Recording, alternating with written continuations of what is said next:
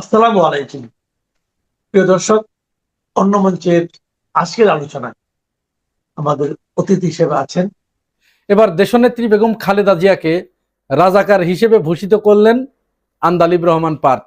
একেবারে স্বয়ং তার সুযোগ্য সন্তান তারেক রহমানের সামনে জাতীয় সংসদ ভবনের ভিতরে বেগম খালেদা জিয়াকে তিনি রাজাকার হিসেবে একেবারে প্রতিষ্ঠা করে ছাড়লেন।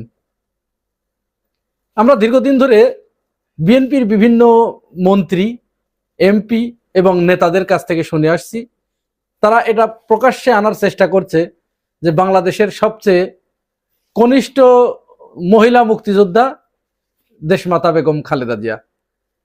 এ ব্যাপারে আমাদের কোনো আপত্তি ছিল না, যেহেতু তাকে যে কোনো খেতাবই দেয়া হোক না কেন সেটি তার প্রাপ্য। কিন্তু আন্দালিব রহমান পার্থ তিনি দেশনেত্রীকে রাজাকার হিসেবে তিনি আজকে প্রতিষ্ঠিত করলেন। আমি জানি না বিএনপি এবং ছাত্র দলের নেতাকর্মীরা এরপরে আন্দালিব রহমান পার্থকে কিভাবে জবাব দেবে এটি আমি জানি না। সবচেয়ে আশ্চর্য লেগেছে কোথায় জানেন? আন্দালিব রহমান পার্থ যখন বেগম জিয়াকে প্রকারান্তরে, সরাসরি নয়, বিষয়টা কিন্তু বুঝবেন আপনারা, সরাসরি নয়, অনেক সময় ওই যে হাত দিয়ে না মেরে হাতানি দিয়ে মারা, সেইভাবে তিনি যখন খালেদা জিয়াকে রাজাকার হিসেবে প্রতিষ্ঠিত করলেন, আখ্যায়িত করলেন, খোঁটা দিলেন, তখন বিএনপির যে সমস্ত এমপি মন্ত্রীরা এবং তারেক রহমান নিজে টেবিল চাপড়িয়ে তাকে সাধুবাদ জানিয়েছে। আমি জানি না তারা বুঝতে পেরেছেন কিনা বা আন্দালিব রহমান পার্থের এই ধূর্ততা তারা ধরতে পেরেছেন কিনা আমার জানা নাই। দর্শক, আপনাদের জানা আছে কিনা থাকলে কমেন্ট বক্সে জানাবেন। কেন এই কথা বলছি, কিভাবে তিনি বেগম খালেদা জিয়াকে রাজাকার বানালেন? আগে আমরা আন্দালিব রহমান পার্থ কি বলেছে আর বেগম খালেদা জিয়া কি বলেছিল, তাহলে দুটো একসাথে মেলালে আপনাদের কাছে বিষয়টি পরিষ্কার হয়ে যাবে। দেখুন ভিডিওটি। সংবিধানকে ছুঁড়ে ফেলে দাও, সংবিধানকে ছুঁড়ে ফেলে দাও। সংবিধানকে ছুঁড়ে ফেলবো কেন? সংবিধানকে মনে করায় দেয় যেটা ৭১-এর পরাজয়ের দলিল। আমি সংবিধান কেন ছুঁড়ে ফেলে দেব? এই সংবিধান দিলে গাত্রদাহ কেন হবে? এত গায়ে লাগবে কেন? এই সংবিধান হলো আওয়ামী লীগের একটি ইশতেহার। এই সংবিধানকে যেই দিন জনগণের সরকার আসবে সেই দিন এই সংবিধানকে ছুঁড়ে ফেলে দেওয়া হবে। এই সংবিধান এখানে কি দেখলেন আপনারা, কি শুনলেন? দেশনেত্রী বেগম খালেদা জিয়া এই যে ৭২-এর সংবিধান, এটা তো আওয়ামী সংবিধান, ভারতের সংবিধান, তিনি খুব ভালো করে এটি বুঝতে পেরেছিলেন। যার কারণে তিনি বলেছিলেন যে যেদিন জনগণের সরকার প্রতিষ্ঠিত হবে, জনগণের সরকার যেদিন এই সংসদের ভিতরে আসার সুযোগ পাবে, সেদিন প্রথম কাজ হবে এই সংবিধানকে ছুঁড়ে ফেলে দেয়া। আমরা কি দেখলাম? বিএনপি দাবি করছে তারা জনগণের সরকার। বিএনপি এখানে দুইটা স্ট্যান্ড নিলে হবে না, যে কোনো একটা স্ট্যান্ড তাকে নিতে হবে এবং তাকে পরিষ্কার করতে হবে। তার আর এখন পরিষ্কার করার অবশ্য কিছু নাই, কারণ আমরা বুঝতে পারছি বিএনপি কোন পক্ষ নিয়েছে। পক্ষ ছিল দুইটা, বিএনপি অলরেডি এক পক্ষে চলে গেছে। দেশনেত্রী যেমন বলেছিলেন জনগণের সরকার প্রতিষ্ঠিত হলে এই সংবিধান ছুঁড়ে ফেলবে, তাহলে বিএনপি যদি জনগণের সরকার হতো তাহলে এই সংবিধান ছুঁড়ে ফেলতো এই কয়দিনে, আঁকড়ে ধরতো না। তার মানে তারা জনগণের সরকার নয়, তারা ওই যে অভিযোগটি তাদের বিরুদ্ধে উত্থাপিত হয়েছে, তারা আসলে ফল ডাকাতির মাধ্যমে ক্ষমতায় এসেছে। না হলে দেশনেত্রী বেগম খালেদা জিয়ার কথা কি করে বিএনপি ভুলে যায়? কি করে তারেক রহমান টেবিল চাপড়িয়ে আন্দালিব রহমান পার্থের মতো দুমুখে একটা সাপকে কি করে অভিনন্দন জানায়? এই আন্দালিব রহমান পার্থকে চেনেন তো আপনারা? শেখ হাসিনার কি হয় আপনারা একটু খোঁজ নিয়েন। ভোল্ট পাল্টে এরা আজ বিএনপি হয়েছে। আন্দালিব রহমান পার্থরা ঠিকই আবার হাসিনার কাছে চলে যাবে। সালাউদ্দিন আহমেদ ঠিকই আবার হাসিনার কাছে ফিরে যাবে, তাদের কিচ্ছু হবে না। যা হবার হবে তারেক রহমানের। ফাঁসির কাস্টে ঝুলতে হবে। জামাত ইসলাম, এনসিপি এদের তো ঝুলাবেই, সেই সাথে কি মনে করেন যে তারেক রহমানকে ছেড়ে দেবে? এত সহজ নয়, এত সহজ নয়। তাহলে কি হলো?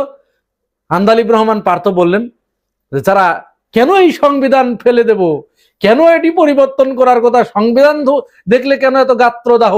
এই সংবিধান যারা ফেলে দিতে চায়, ছুঁড়ে ফেলতে চায়, তারা রাজাকার। তাহলে খালেদা জিয়া ছুঁড়ে ফেলতে চেয়েছিল প্রথম, কি হলো? তারে দাঁড়ালো কোথায়? অর্থটা কোথায় গিয়ে দাঁড়ালো? তারেক রহমান কি বুঝে টেবিল চাপড়িয়েছেন নাকি না বুঝে চাপড়িয়েছেন? বিএনপির অন্যান্য মন্ত্রীরা তারা কি টেবিল থাবড়ালেন পার্থের এই বক্তব্য শুনে বুঝে নাকি না বুঝে? আমার তো মনে হয় তাদের বোধ শক্তি সবকিছু লোপ পেয়ে গেছে, তারা হিতাহিত জ্ঞান শূন্য হয়ে গেছে ক্ষমতার মোহে। অবশ্য বিএনপি সাধুবাদ জানালেও, তারেক রহমান তার মায়ের অপমানে সাধুবাদ জানালেও, একেবারে লোলা বাঁশ চেনেন না আপনারা? এই লোলা বাঁশ ঢুকিয়ে দিয়েছে হাসনাত আব্দুল্লাহ এবং শফিকুল ইসলাম মাসুদ। আমার কাছে মনে হচ্ছে বিএনপি যদি ভবিষ্যতে সংসদের ভিতরে বাঁশ ডোলা খায় এবং সালাউদ্দিন আহমেদকে যদি কেউ ট্যাকেল দিতে পারে, তাহলে এই একমাত্র হাসনাত আব্দুল্লাহ এবং শফিকুল ইসলাম মাসুদ। এদের যে বোল্ডনেস, এদের যে মুখের স্পিরিট, এদের যে যুক্তির ধার, যে তীক্ষ্ণতা, এরা ঠিকই এরা দুইজন নাস্তানাবুদ করে ছাড়বে বিএনপিকে। জবাব দিয়েছে হাসনাত আব্দুল্লাহ দাঁড়িয়ে আন্দালিব রহমান পার্থকে যা বলার তাই বলে দিয়েছে। এই আন্দালিব রহমান পার্থের কে মারা গেছে কোথায়, তার কে কোন আন্দোলনের সাথে ছিল? জুলাইয়ের ময়দানে যখন মানুষ খইয়ের মতো গুলি ফুটতেছিল আর মানুষ জীবন দিচ্ছিল, তখন এই আন্দালিব রহমান পার্থরা কাঁচের ঘরে, এসির ঘরে বসেছিল। এদের তো জীবনেও কোনো কিছু হবে না, ভবিষ্যতেও কিছু হবে না, কারণ তারা মূলত তাদের পথ পরিষ্কার করছে। সে কি বলছে এটি ঠিকই শেখ হাসিনা বুঝতে পেরেছে, এবং দেখেন দু একদিনের ভিতরে শেখ হাসিনা আন্দালিব রহমান পার্থকে অভিনন্দন জানাবে যে বাপ, তুই আমার মনের কথা বলেছিস, সেই জন্যই তো তোকে ওখানে পাঠিয়েছি, বলবে এটি। কিন্তু এটি বোঝার মতো বিএনপির কারোর বোধ শক্তি এই মুহূর্তে আছে বলে আমাদের কাছে মনে হচ্ছে না। হাসনাত আব্দুল্লাহর বাঁশ ডোলা দেবার পরে শফিকুল ইসলাম মাসুদ তিনি উঠেছিলেন, উঠে মূলত সংসদের এই শফিকুল ইসলাম মাসুদের এই সময়টুকুই প্রাণবন্ত হয়ে উঠেছিল। তিনি তারেক রহমানকে বললেন যে মাননীয় প্রধানমন্ত্রী, আপনি আজকে যে সংবিধান আঁকড়ে ধরেছেন, যে সংবিধান দেশনেত্রী বেগম খালেদা জিয়া ছুঁড়ে ফেলে দিতে চেয়েছিল, আপনি সেটি আঁকড়ে ধরেছেন। আপনি যদি এই সংবিধান আঁকড়ে ধরেন, তাহলে আপনি আবার যেখানে ছিলেন সেখানে চলে যান, আপনার এখানে থাকার কথা নয়, প্রধানমন্ত্রী থাকার কথা নয়। এই সংবিধান অনুযায়ী তাহলে ওই বালির ট্রাক ঠিক ছিল। এই সংবিধান অনুযায়ী যেহেতু আপনি সংবিধান প্রেম দেখাচ্ছেন, তাহলে আপনার উপরে যে অসংখ্য মামলা হয়েছিল এগুলো সঠিক ছিল। এই সংবিধান যদি সঠিক হয়, যদি ঠিক থাকে, তাহলে বিএনপির মহাসচিব যে কান্নাকাটি করে বলেছিল যে আমাদের নেতাকর্মীরা ঢাকায় এসে রিক্সা চালায়, এটি সঠিক ছিল। সব তো এই সংবিধানের ভিতরে থেকেই হয়েছে। শেখ হাসিনা তো সংবিধানের বাইরে এক চুলও নড়ে নাই। সমস্যা কোথায় তাহলে? শেখ হাসিনাকে কেন দাঁড়াতে হলো? শেখ হাসিনা কেন ফ্যাসিস্ট? কারণ এই সংবিধানের দোহাই দিয়েই তো শেখ হাসিনা জিয়াউর রহমানের স্বাধীনতার ওই মুক্তিযুদ্ধের খেতাবটি কেড়ে নিতে চেয়েছিল। এই সংবিধানের দোহাই দিয়েই জিয়ার কবর এখান থেকে উঠিয়ে নিতে চেয়েছিল, উঠিয়ে নিতে উদ্যত হয়েছিল। এই সংবিধানের ভিতরে থাকার কারণেই সালাউদ্দিন আহমেদ আপনাকে বাংলাদেশে থাকার কথা নয় এবং স্বরাষ্ট্রমন্ত্রী হবার কথা নয়। মানে যেখানে যেখানে যতটুকু যাবৎকালের বিএনপির যত ফাঁপড়বাজি আছে, একেবারে ঠিক জায়গা মতো শফিকুল ইসলাম মাসুদ দিয়ে দিয়েছেন। এবং তিনি মূলত যে কথাটি বলতে পারতেন, যা বললেন, তার কথার যে অর্থটা দাঁড়ালো, স্রেফ মুনাফেকের রাজনীতিতে লিপ্ত হয়েছে বিএনপি। বিএনপির আর কোনো নৈতিক অধিকার নাই এখন জামাতকে মুনাফেকের রাজনীতি বলার। বিএনপি এতদিন বলতো, আমরা শুনতাম, আমরা এটা বিরোধিতা করতাম না, যে হলেও হতে পারে জামাত হয়তো মুনাফেকির রাজনীতি করছে। যদি জামাতের রাজনীতি মুনাফেকির রাজনীতি হয়, তাহলে বিএনপিরটা কি? ওর থেকেও কয়েক ধাপ উপরে যে আরো যদি কিছু থাকে, তাহলে সেইটা। শফিকুল ইসলাম মাসুদ এইটা বলার চেষ্টা করেছেন এবং বলেও দিয়েছেন, সবাই শুনেছে। বিএনপির সংবিধান নিয়ে কেন এত প্রেম, এটা আমাদের কাছে পরিষ্কার হয়ে গেছে। আন্দালিব রহমান পার্থই নয়, শুধু আরো একজন বিএনপির এমপি তিনি পরিষ্কার করে বলে দিয়েছেন যে কেন তারা এই সংবিধান সংস্কারের বিরোধিতা করছেন, তিনি ফরিদপুর 4 আসনের বিএনপি মনোনীত এমপি, তিনি হলেন শহীদুল ইসলাম। তিনি কি বলেছেন জানেন?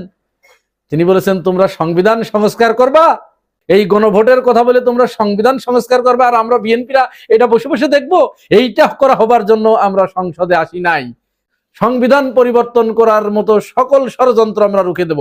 আমরা এখানে সংবিধান পরিবর্তন করতে আসি নাই, এই সংবিধানকে আমরা আঁকড়ে ধরতে এসেছি। শহীদুল হক বলেছেন, আপনারা শুনে নিয়েন তার আলোচনাগুলো।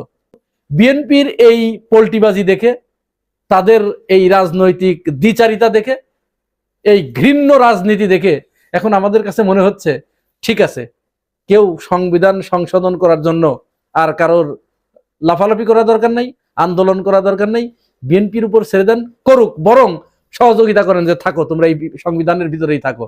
যাবার আগে বিএনপি নেতাকর্মীদের কাছে আরেকবার আবেদন করে যাই যে ভাই, আন্দালিব রহমান পার্ক কিন্তু কৌশলে শেখ হাসিনার ইন্ধনে সে বেগম খালেদা জিয়াকে রাজাকার বলে দিল।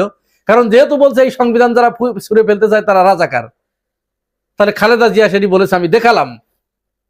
যদি এটা মনে করেন, তাহলে তাদের কি করবেন এবার ভাবুন। দর্শক, আপনারা কি মনে করেন, আন্দালিব রহমান পার্ক কি সঠিক বলেছে? জানাবেন কমেন্টস বক্সে। আর চ্যানেলে নতুন হয়ে থাকলে পাশে থাকবেন সাবস্ক্রাইব করে। আজ এ পর্যন্তই, আল্লাহ হাফেজ।